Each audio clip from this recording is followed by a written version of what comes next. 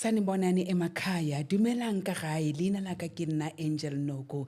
Namhlanje silana ngimbambele ubaba ST Dlamini ku station sakhe esiyaziwa kakhulu silalelwa kakhulu umhlaba wonke. So likhona le ke re tlobolela le awusi Caron.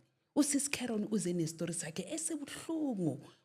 Esibuhlungu abaningi masizwile kuma social media ku TikTok yakhe, but namhlanje uthe sisi baba ST ngifuna ukuthi ungilethe ku studio sakho ngizoshare le story futhi kubalaleli bakho ngoba balandeli abakho azange ngimatshele le story lesi. So ufikile usis Caron uthi namhlanje ngifuna ukushare istory sami esibuhlungu somshado wakho lo uceda ukuphela.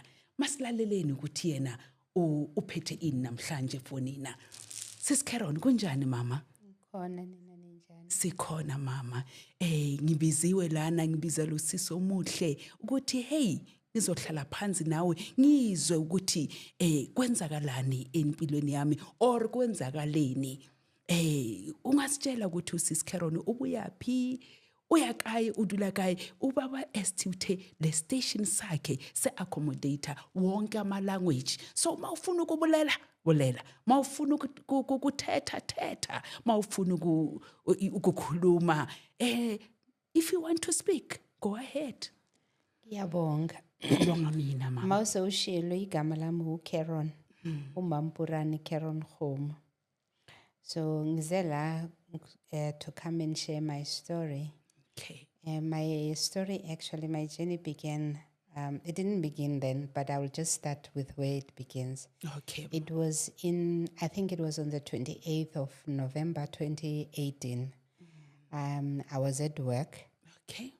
And in the early hours of the morning, nothing was suspicious that my day was going to really turn so mixed up. I received a message on my cell phone. It was a WhatsApp group that was created by my cousins. And the WhatsApp group just popped out. And then when I read the WhatsApp group, the WhatsApp group said that it was written family affairs. When it was sent, then I opened it and it was saying, look, this WhatsApp group was created for you, says Caron.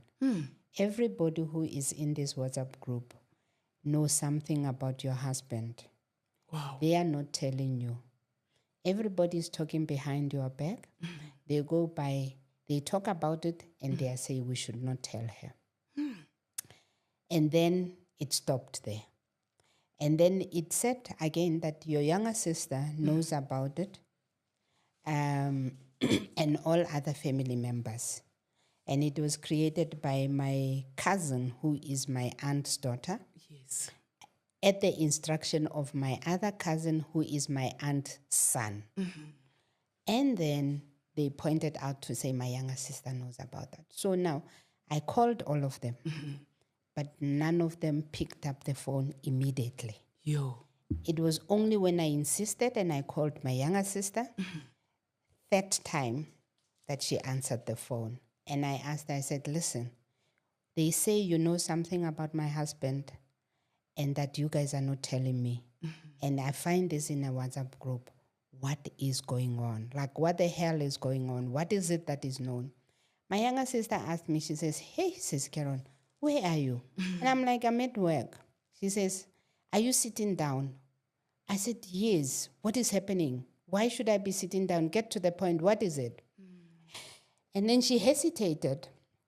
And thereafter she said, listen, they say Abuti who raped this child. Ithingangeni emlomweni ngifuna ukulalela kahle ngizwe kahle le story. Ngifuna ukwazi ukuthi zonke lezi zinto mazenzeka zo create ama WhatsApp and all this musemsebenzini, were you still at work or musuphumile usekhaya? I-WhatsApp group ngathi bayenze ebusuku. Mina ngiyibone ekuseni. Okay. Mase ngibule i-message yami, ifoni yami. Emsebenzini. Oh, okay. Yeah. So ngesikhathi in the morning we were busy with my ex-husband preparing to go to work. So I was not on the phone. It was only when I arrived at work that I put the phone there, started doing some work. And thereafter I said, no, let me get my phone and check, because it was kept on saying twing, twing. Then I said, let me check it. Usually when I was with my husband, there was like, who do you talk to? And so I was not really attending. So it was only when I was at work that that WhatsApp group, which was already created, I then saw it at that time, around 10 o'clock, 11. And how did you feel by that time, My seeing a heart group was created pounding. under you? My heart was What came pounding. into your I was mind? very worried. I was very scared. I was like shocked. Okay, what is it? But when she told me that, you know what, your husband raped our younger sister's daughter, and I was like, okay, what? You know what, there was like, you know that lump that gets stuck on your throat and you don't know what to do. You can't even breathe. You can't even You breathe sit or down, cough but you it can't out, sit down. And I was beginning to sweat. Then I ran down the corridor to go and talk to my manager, my boss, to say, look, there's something that I've just been told right now. They say my husband has raped my younger sister's daughter. I need to get to the bottom of it. I have to go now, to go to Johannesburg, because we were in Pretoria, to go and ask the daughter, my younger sister's daughter, what has just happened. I rushed to get into my car and I drove all the way to Johannesburg. Along the way, it was like, you know, Joburg, Pretoria. It can be long, it can be short. I think at that time it was the shortest distance. But along the way, I kept on saying, okay, God, what is this? But what is happening? And I'm like, okay, God, I'm asking you to please protect me. I can see now that my life is just going to take a different turn. Help me to be sane. Help me to not lose my mind. Help me not to get into depression. I was declaring strength Positivity and and positivity. And I was also declaring that I'm going to rely on you solely and you alone. Were you not tempted to call your husband along the way? No, I was never tempted to call him. I just said, look, I need to go and hear from the child. So I went straight to the school, got to the principal, and every step of the way, the first person that I broke the news to was my manager. And I told her upfront, they say my husband raped my younger sister's daughter. When I got to the school, to the principal, the receptionist, then the principal, I said to the principal, I'm here with a very sad, traumatic story. I need to find out something. I've just been told that my husband has raped my younger sister's daughter. She's here at the school. I'm asking you to please, let's find out from her.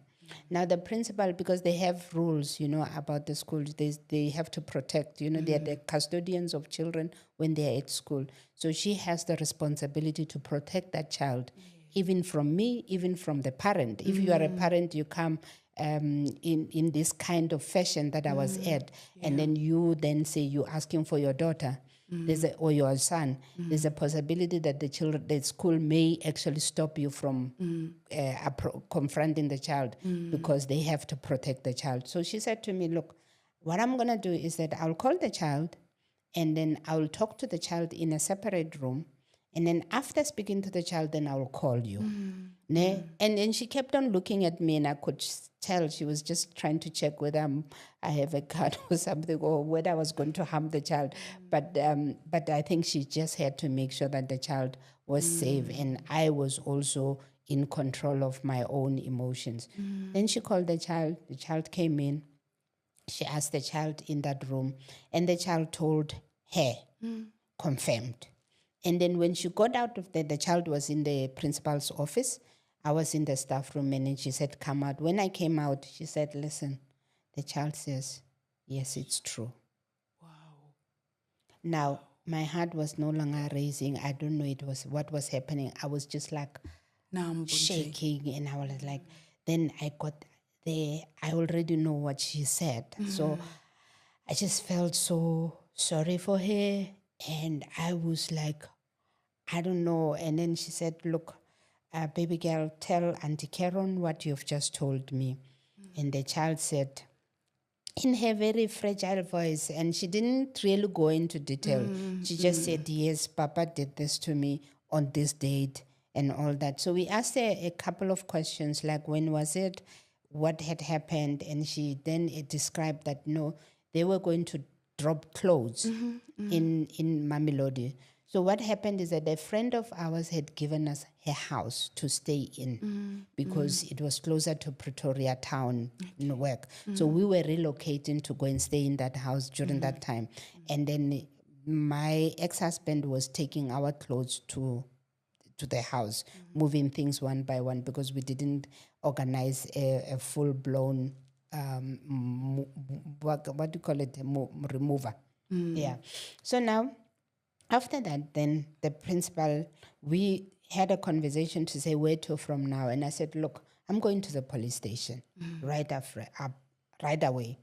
So then I took the child. I said, baby girl, listen, you know what had happened is wrong. I will have to protect you against whoever did this to you. And then we're going to have to go to the police station and report this. Are you How okay? old is the child by that 11. time? I think she was 11 years. So- yeah, she was 10. 10 Because she was 9 when she was raped in 2017. And then it was 2018, so she was 10. Still young. Yeah, 10 going for 11. And as a wife, did you believe that your husband can do such You know act what? towards the For some child? reason, I believed that the child was telling the truth because what was the reason for the child to lie? And what was the point of my family to form up a WhatsApp group to tell me they about can't it? just say And something the that they voice- don't have proof. In my younger sister's phone call was telling me that everything was just it. So it was a series of confirmation. It is true. It is true. It is true, and it was up to me to believe it. You know. So I drove with the child. As we were driving to the police station, guess what this child says to me? She says to me, because I was crying. You know, it was very traumatic, and I was also trying not to break down because You for had to her stand sake, strong for her her. sake. And she says to me, she says, Mamukulu, I'm really sorry that I did not tell you. Ne? And for me, when she said that, was A confirmation that that really my this took husband place. did that. Yeah. But there was another confirmation as well that I felt. Sure. She was now connecting with me for being the adult that believed her up instantly. Who was connecting to you? The The child. child. Like there was just divine connection of saying, in you, I found somebody who's going to care for me And protect and me protect more. me. And you did And exactly I that. did exactly that. So we went to the police station, and at the police station, I told them that I'm here. I brought this child to open a case. And then they took us to the victim empowerment, but the child protection unit or wherever there. And then the child gave the statement. And then that is when the detail of what actually happened was then narrated. I could listen. I was also just pacing up and down because I was like thinking, what am I going to do the day? How am I going to do that? So that we opened the case, and then they said they will conduct the investigation. They will send us the case number, and I took the child, reassuring her that everything is okay and taking her back to the house. When I took her to the house, I arrived there, and then my daughter-in-law were staying in the cottage outside in our yard. And then in the house, there were other children. I still don't remember really very vividly in terms of who was there. But I just remember that I spoke to my daughter-in-law to tell her that this is what has just happened. While I was preparing to go back, another phone call comes in. And then my younger sister tells me that, listen, you have not even heard half of what was happening. Wow. Talk to your adopted daughter, because all these years, Abude has been sleeping with her. Wow. Balaleli, niyazizwela ukuthi umama Caron udlule ebuhlungwini, istori sakhe sibuhlungu kakhulu. Nami ngiyumzali, ngiyusisi Angel Noko, ngiyezwa ukuthi mina mengeke ngikhona ukuyimela into eso. but kukhona abafazi laba bakhona ukumela izimo lezi zi-above their power. So sisachubeka silalele le story ukuthi kwayenzakalani kusuka masathola umntwana esikolweni. Hlala lapho ungashifti. Le station lesi is for you, me and the nation. Mama Caron, sifuna ukwazi ukuthi step number 2. So manje uqala kuba umntwana uqala kuba open kuwe. Where to from here? From lapho like la uphelele khona kwenzakaleni? Uphume nomntwana kwenzakaleni maqeda ukukutshela lisuke lapho naya kuphi? Kukhona ama steps lawa wathathile or not? The next step after I had to go and open another case for my adopted daughter. Wow. At the police station. And daughter kwenzakaleni ngaye? She was also being raped by the man. And the same man, my ex-husband, was actually sleeping with her in our house. Sometimes even when I was there. So now I opened 2 cases on that day, on the 28th of November 2018, 2 cases. Now I had to leave them in Johannesburg and go and fetch this man because I was the one who had the car. We were driving together to work. He works not in office away from me. So I had to go and fetch him. We go home. But as I was driving back to Pretoria, back to work, I had to phone some family friends to say to them that, listen, guys, this morning I was just being told that the men did 1, 2, 3. Sure. And therefore, I need you to come to the house because there's no way I'm going to break this news on my own and tell him that. You need support. They were so shocked. But they came. So I fetched him from work and then we went home to Mamelodi. And then the family arrived. Then we confronted the men.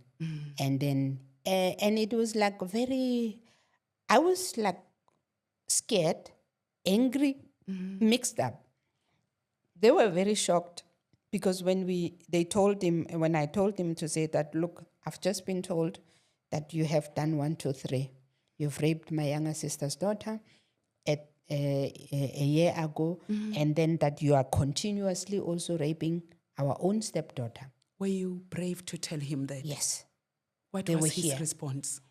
He was sitting there and his face was very cast down. It showed that there's something. It showed that there was something.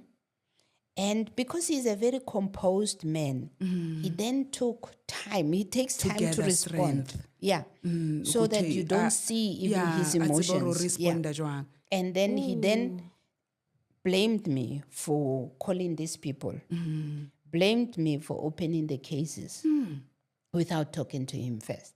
And I said, but I could not talk to you because according to the law, this is emergency. This is an emergency. You have a responsibility to report a matter like this to the police once you know about it. And then I think it was very clear to him that I already believe the children. Yes. And I don't even know myself what was I thinking was going to happen, except that I was hoping that he would admit. I was very naive, actually. Who would admit to something like that? So anyway, that the family came and then he denied everything.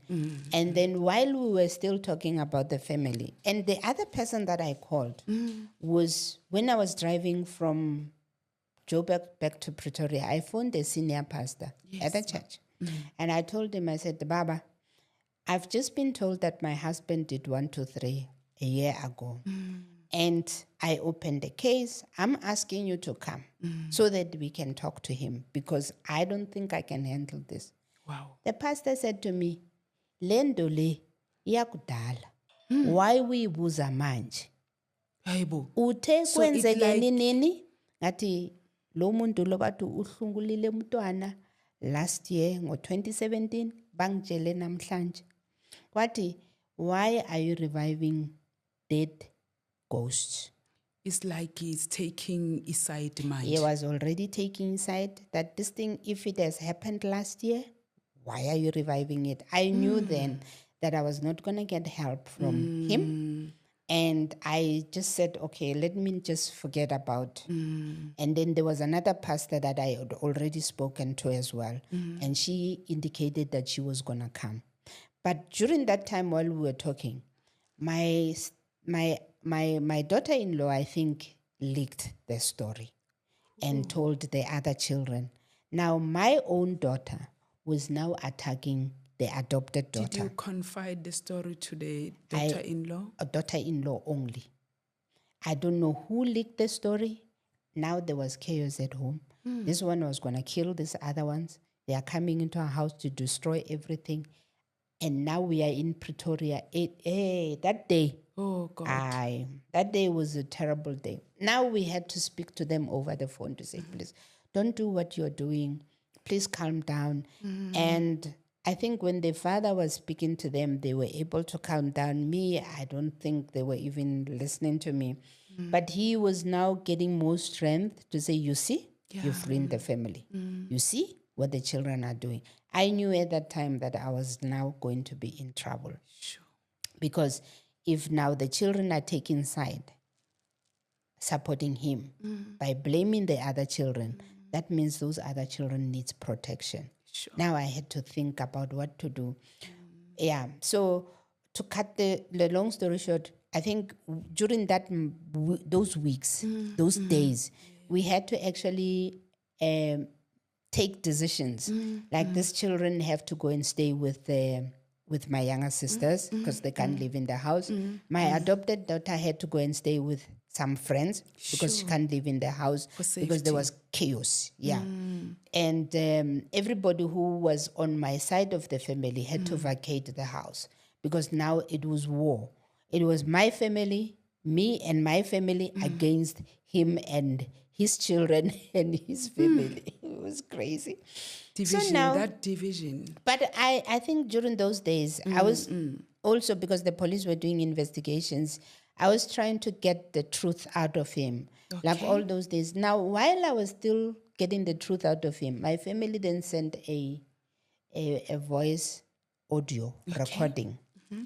That audio recording, they said to me that, you know what, my younger sister's son, who was aware of what the man was doing, one day when I had traveled, he placed a tape recorder in my adopted daughter's room so that he can catch my husband sneaking into my adopted daughter's room, and they got him.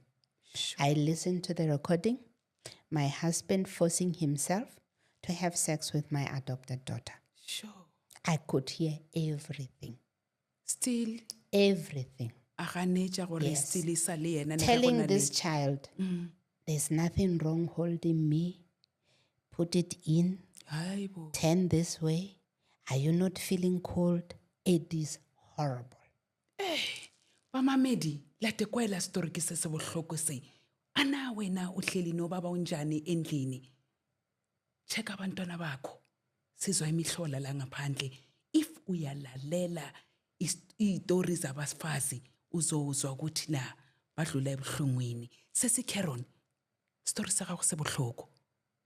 Ore monna a phetola ngwana mo phetola, are there's nothing wrong. Nothing wrong. Touch him. It's not against the law. He says that. It's not against the law. Hold me. Oh. Ngwana na sa kwa gale Allah. The child is just saying, It's a horrible audio. Yeah. It's really a horrible and audio. Still ge monna wa gago your husband hearing that voice audio, o ganeditše? He denied the audio. And then he was helped by the fact that artificial intelligence also came up with some things because people's voices could do. So he then went to say that this tape of yours, because sometimes I'll confront him and play the tape. I remember there was one night when I got the tape, I put it on in the DVD and I played it the whole house. He could hear his own voice and he was just saying, "What is this?" I said, "It's you. Ne? It's you." Facial expression You can tell that he was Ukuthi, guilty, yeah. but he was horrified that he was caught like that. Do you think was because ukuthi angavumi ukuthi uyenzile this thing, was it because of the church leni benisontayo mekumuntu aneposition esontweni or yini? What was preventing him ukuthi admit ukuthi yes, I did this and it was wrong, help me to get out of this, or ukuthi ngixolise? What was preventing him to just admit ikhona ukusolveka kangcono le issue? I really don't know. One is that I could tell that he did not trust me. Sure. No matter how hard I tried to make him believe that I would walk this journey with him on condition that he accept his wrongs and he's repenting, and there will be some kind of reparation that must be put in place, because it was not going to be like scot-free.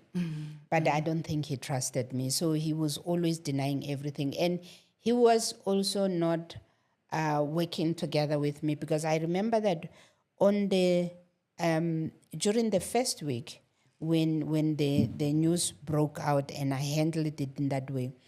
Now, God would minister to me to say, look, there are scriptures in the Bible that you can meditate on that will save you guys. And that was Psalm 25. Psalm 25 is a redemption psalm.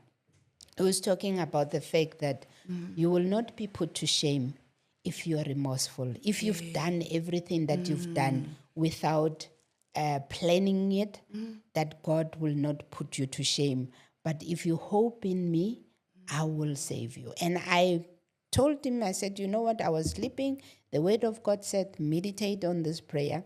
And then one day he will come back having a whole book of scriptural reading from the Roman Catholic Church, which he said now the Roman Catholic Church sisters, they were going there, they say we must pray. And that's when I begin to believe that, you know what, this man is as guilty as charged, because he was going all over the place looking for things to save himself. He was not even believing in the God that he was saving at that point in time. Because our prayers, he was always mixing them up. Then he started going to ZCC. Then I think he was even consulting traditional doctors. And the first thing that I also told him, I said, but why are you asking to be defended by a lawyer if you're not guilty? Yes, because the word of God says that I'm your advocate. Why don't you trust God? what You know, in mind? because with your truth, he would not listen to me. And I remember sometimes he will also talk to his lawyer. I think he came, he said his lawyer told him that I want to put him in prison. I said to him, look, I don't want to put you in prison. It is your deeds that will put you in prison. If you raped a child, if you have been raping your own adopted daughter, you will definitely go to prison. It is not me. It is the law. It is your guilt acts that will put you into prison, not me. And then a wedge was now beginning to grow between us, even though I would go to court with him to support him and all that. But just to cut even the long story short, the docket actually, he also tried to steal the docket. Wow. Because the docket disappeared. They broke into the investigating officer's office, and then they stole the docket. Wow, just But to luckily, make everything disappear. Luckily, the docket was actually photocopied and scanned and saved. So they were able to reproduce it. Then the lawyer, who was also acting like a criminal himself, who wanted me to sign statements that says that I have bipolar, so that if I had signed that I have bipolar, what was going to happen is that they were going to take it to the court to say, look, this woman is not in a good mental state, and therefore a person in her mental state is not suitable to open a case. She's imagining things, delusional. Sure. I refused all those kinds of things. And when I refused all that, that is when he believed that, no, I was going to put him in prison. I said, listen, it is not me. You have put yourself in prison, you know. But I was also able to say, look, the in marriage, they say for better, for worse. So this was our worse. What do I do during our worst? What I do is that I cannot deny him the things that he's entitled for, like paying for the bail because he needed money to pay for the bail. We paid for the bail. Support. If people can accompany and go and see their criminal brothers in prison when they're wrong, what stops me from extending a human right support to him? Because every human being needs to be talked to. So I was actually there emotionally for him so that he can get to a state where he understands the implication and the magnitude of what he has done, and then therefore own up to what he has done. I tried to be there for him. Obviously, he will say a different story, but I believe that I was there. And I don't need anybody to say, you were not there. I know I was there.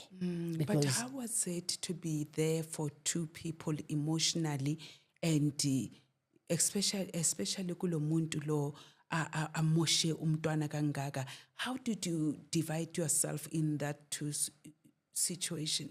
It was really difficult. I was torn. I was torn apart. But the fact that this child was with my younger sister, I could always speak to my younger sister and say, listen, look after this child, make sure that you guys tell the truth, and make sure that you protect the child. Yeah. Because if you don't protect the child, anything can happen. Yeah. She can be manipulated and all that.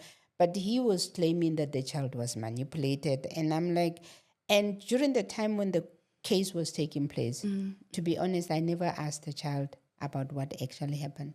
The only time that I spoke to the child about the case was when we were at the principal's office. Sure. After that, I never asked her what had happened. And she actually said it. She said, you know what, 7 years on, you still don't know exactly what happened. And when she told me what happened, still not the full story. Sure. It was like this man has been attempting to rape her even before the actual rape, when she was in grade 5. What? Yeah. And the incident that this child talked about, I was in the kitchen making breakfast. This child had an assignment book to sign. I said to her, no, while I'm making breakfast, go and get daddy to sign it. Sure. When the child went into the bedroom, the man took the child, put her on the bed, and was about to rape her. I was in the house. Not seeing that. That man, you know, at some point you'll think that I don't understand what kind of temptation would possess a man like that. And, you know, it just that, you know, my memory is very foggy. Yeah. But when I sit and remember and try to recall what was happening in our life, I remember at some point we used to have cell group meetings, and this man was always ministering about temptation. But the way he was ministering about temptation, I didn't agree with him. It was like he was protecting those who and he was do also wrong saying things. it's okay to be tempted because you will be redeemed. And I used to say to him, I said, you must recall that when we talk about temptation, God says you can't put yourself in a position where you will be tempted so that you can say, I will save you. We will never be saved. If you know that you have a weakness around women, avoid them. Sure. And that is why I love about Islam. Islam says, it says, because women and men get tempted when they are in one place. When a men go and pray there, women one side, because they are acknowledging the weakness of being. Yes. You know? And in our Christianity, they don't do that. We mix. We say we will control our feelings and all that. And it's not possible because, you see, he got tempted. He could not control his edges. And then look at where it led him to. But it's because, and I had to believe that because in 1996, my husband was arrested for, he was accused of having raped my friend's child. Your husband? That case, yes, my ex-husband. Okay. That case was thrown out of court because there was no evidence. So now, a couple of years on, you are being accused of the same thing. That is why I also had to believe that it's not possible that they can accuse you of something like this twice. go ra re ke monna o e leng gore o ntseile monna o a tlwaetseng wedi a o te tlwaeditse ntho eo jwale modimo o emetse ngwana jwale through Angicabanga wena ukuthi i-pedophile. My husband bekuyi-pedophile. It's just that besingambambi. Besingayazi because zonke isikhathi beyahlala surrounded by abantwana. He liked ungathi kumuntu girls so othanda much. abantwana Yes. but abantwana laba Yeah. ba selective Yes, they are selective. We have Bathanda keep the intombazana vulnerable kuphela. ones, especially those ones who depend. Because what he will do, he lures them into taking them to movies and all that. Ubonga Then uthandwa ubathanda abantwana. abantwana. And then he gets them slowly. When they get hurt, he will come and bandage them. And then as he bandaging them, he's loosening them. So that is why maybe some of these children will not come out to talk because they would have made themselves available without knowing. And therefore, when they come to say, this man has actually assaulted, violated me, how are you going to say it when you have been going to the movies together with him? When you have been asking him, financially, I used to always have a problem with him. He would be buying children things that are unnecessarily. Like, where do you get endless money? Where you just buying people uniforms, school books, movies look and all good. that, where family just come to visit, the house is full, and then you are always happy when you are around girls. so he was trying to ukuvala amaphutha wakhe indirect Kahle. And it was mentioned in the sentencing verdict that this man was actually buying them. He knew what the children wanted. That is why he could. Because even after raping this child that day, on their way back, went to buy her sweets and everything and promised to buy her things. yo siyasishaya isikhathi sethu sesizoba ne-part 2 again sizochubeka la phambili kwamanje sizobamba kancane sesavala abalaleli bazoba ne-part 2 isikhathi sizobona ukuthi sothola isikhathi nini into engifuna ukuyazi mama Caron ukuthi labantu laba basesontweni njengoba abasifundisi bazi everything bona ufile kanjani mawusebazi istory and irespond yabo iba opposite to what you expected them to say or to do or to like kaningi sifuna ukuthi mawureport esontweni ba acte positively towards the issue but laba kubonisa ngathi they were against you. Did you feel ngathi they failed you dignity yakho ayisekho how the church ufile njani nje? The church was very lenient, to be honest, because when the pastor came to take us for counseling, it was counseling about communication skills, how you talk as couples and everything. It was not dealing with the fact that we're dealing with a man who has raped my younger sister's daughter. And therefore, I expected them to have, they were supposed to ask him to say, look, you need to step down from your leadership roles. Yes. That's the first one. Number two, you need to actually, after you step down, they needed to take him through the church discipline. Yes. They didn't do that. In fact, the only left time him to they left him to continue with his continue, duties in the church. My heart was so painful because Seeing him I was preaching there, knowing what he has praying done. for people. You know those altar calls when they say to people, come so that we can lay hands on you. He took his dirty hands and laid on people. That is contaminating the house of the Lord. I told the pastor, I said, but this person is contaminating the house of the Lord, serving Holy Communion. The case was opened. The police were investigating. This man serves Holy Communion. I told you what he has done. So you needed to say to him, step down. From now onwards, take a back seat. Because with him, he was now using the church to now cover himself. Like he was really... Like you can actually feel his desperation to be in the forefront because he was trying. I think he was also desperate to say, see me as a good person, painting that picture of a saint. I mean, we fought one day and he beat me up so badly. I was blue eye and everything. It was on Thursday. On Friday, I remember we went to hospital that very night. The pastor said I should not open a case because then we can talk about it. I mean, they were able to talk to me about what to do, but they were not able to hold him accountable for what he has done. And that was frustrating me. Then after he beat me up still, they allowed him to serve Holy Communion until I then took the photos of where he beat me up. I threw them in the WhatsApp group of the church and say, this man who's busy praying for you, this is what he did for me. Because they did not know. Sure. Now they then said to me, I'm putting the church into disrepute. They cut me out of the WhatsApp group. Sure. And I think now even people started looking at me as a very bad woman who's talking badly about her husband. And I felt really very isolated from there onwards. I felt like, look, this church they're hypocrites. So do you feel ukuthi the church failed you kule story sakho ne-husband yakho, Sis Caron?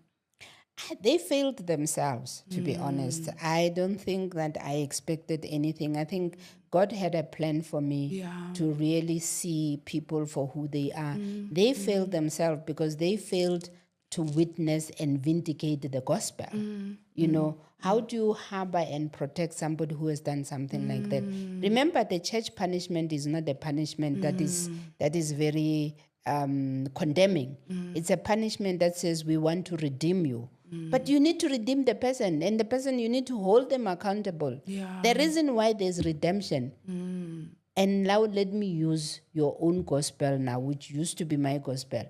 The fact that Jesus had to die, that is, he had to be punished for the sins. You can't just be redeemed like that. Something has to give. They're helping him to sin more Yes. now. So from there? So from there onwards, I think COVID happened, and then we were in isolation. I was like very thankful for COVID, but it was a very lonely journey because then you are kept out there. I think it helped everybody to say, look, let's just go into our own spaces. And then moving forward, it was now the case had to resume in 2021. The child was going to court by my younger sisters were accompanying the child to go to court. And then I now also joined them in going to court. The first 2021, it was very difficult for me to even go to court with them because, I was also angry with my younger sisters for having not taken a bold step against this case. So sometimes it was even difficult to look at them, to be in the same room.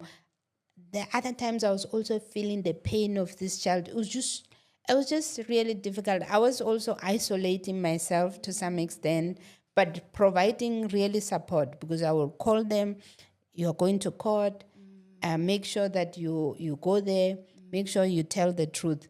It was only after me and my ex-husband had decided that you know, we did decide. While this case is still while this case was still on, he wanted to be away from you.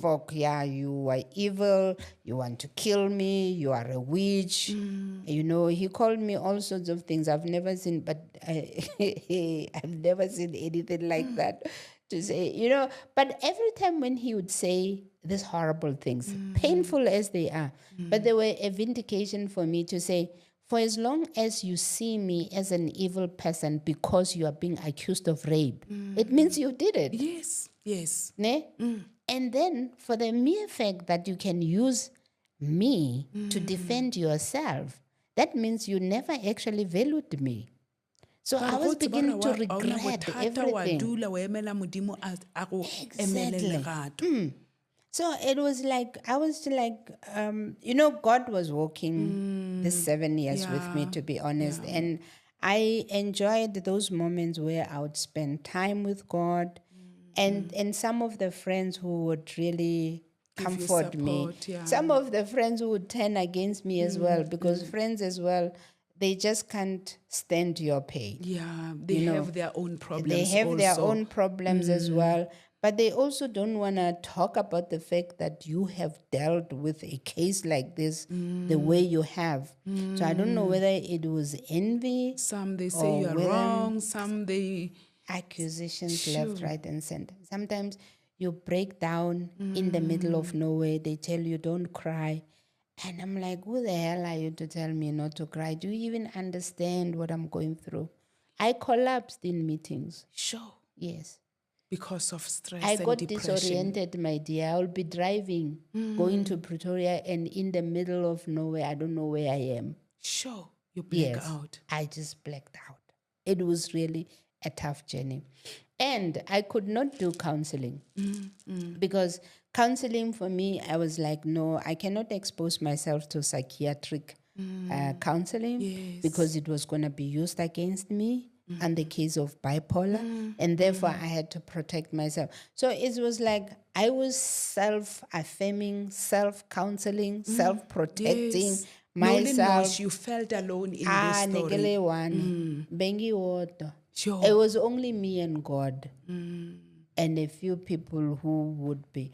But friends, it's really difficult. I think that the pain that we go through as women, we should not rely 100% on friends. I don't think we have friendship that can endure the pain that we go through as well, because it's just too much.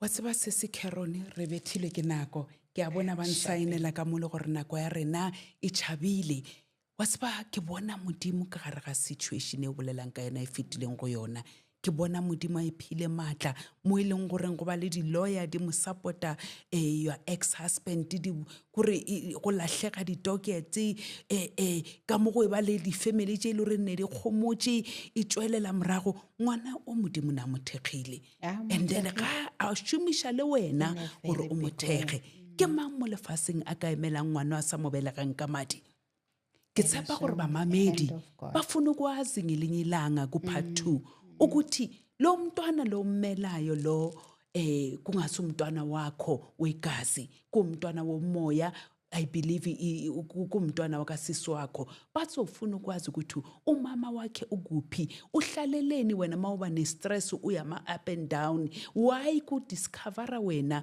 uzidiscoverwa uwe lamashangani genso we-rape where was the mother yena wazile or kanjani konke lokho abalaleli bazokuzwa ku-part 2 sishiwe isikhathi abamemeli bethu lina laka ke nna Angel Noko ditaba ke tše bohloko monna o reipile gomme ga re tsebe gore go ditaba tše ntše go tsamaya monna o feletše ko kae le ngwana o ga re tsebe gore na o sa phela goba ga a phele na le gore gape o godile goba ga gola na tše ka mokana ga tšona re tlo di kgwetša ka go part 2 jwale kere wena o le mosadi ka ntlong o dutse le monna o jwang a na wa ba checka bana ba gago ba banyenyana na a na wa dula le bona na o ba botšiše gore na o lesa le right na a na o build a relationship e leng gore bana ba gago ba ka go botša le tše di fitlhagetseng tše wena o sa di boneng ke o se se Caron o be a sepela ka gare ga ntlo a dira dijo ba swarana ka matsogo tseleng